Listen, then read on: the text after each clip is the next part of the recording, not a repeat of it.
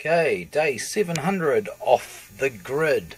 Now I did do a little bit of work on the batteries and stuff today. I've been mucking around with this balancer here. As you can see, it looks quite different to what it did before.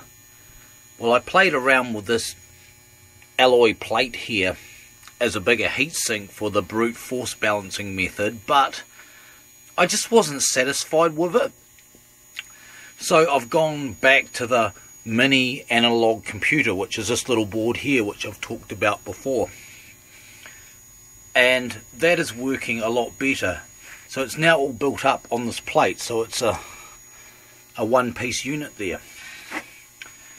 Now of course it does have some disadvantages over the brute force method, and one thing is it's a 4-terminal setup. We've got these two wires here which go to positive and negative of the entire bank. We've got this yellow one here which goes to the junction point of the two batteries which I'm trying to balance, and we've got this white clip here with this yellow tape on it, which is that one I fried up the other day. I didn't replace the cable, I just taped over it. And that is an external power input, so the balancing current comes from an external place in this case. So it doesn't discharge one of the good batteries to charge up one of the lower ones. It has to come from an external situation. So, you know, a bit of a hassle, but it works really, really well, and it'll balance the batteries at all stages of charging and even discharging while the sun's out.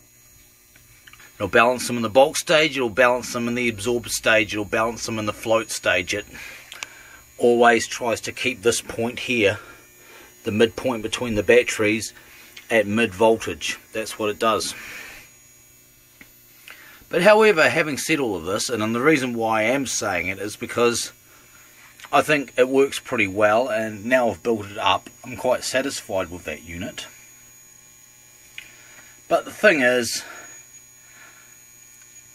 I don't think that this battery here is going to make it, I think the problem is more than just balancing. I think this battery is a bit fut. Well, it goes, but it's not going very well, so I think I'm going to have to look at replacing it at some point.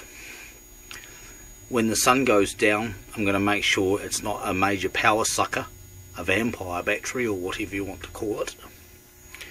And if it turns out to be, I may remove that link tonight and basically drop this battery bank down to just these two newer Crown batteries, because having a shitty battery in your bank is worse than not having a battery at all, isn't it? So that's kind of important.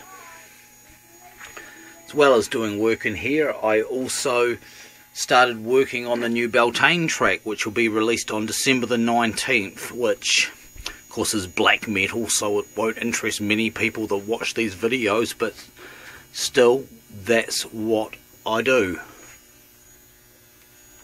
And yeah, I've been working on that today. Got the vocals sorted out. This was the one we recorded on the spring equinox at Castle Point, and we did those vocals at that place out of Palmerston North on the day of the Beltane. So yeah, December 19th that one will be out. And the other big thing about today, of course, is that the Prime Minister of New Zealand, John Keys, resigned. He quit. Well, to be honest, I've never really liked him, so it's kind of yay, but it does seem awfully suspicious. He cites he wants to spend more time with his family. Well, didn't he figure out before he became a politician that it's going to be quite busy? I don't think that's a good reason. I don't think it's the true reason, and a lot of people don't. Well, what is it then? Well, something happened on December the 4th in Europe. You might want to look that up. And something is also potentially going to be happening on December the 31st / January the 1st with a very large currency. You might want to look that up too. I think those two things have got a lot more to do with John Keys quitting than wanting to spend more time with his family. Possibly also because Donald Trump got in, and with Donald Trump getting in, the TPPA is now totally fucked. And of course John Keyes was a big proponent of that.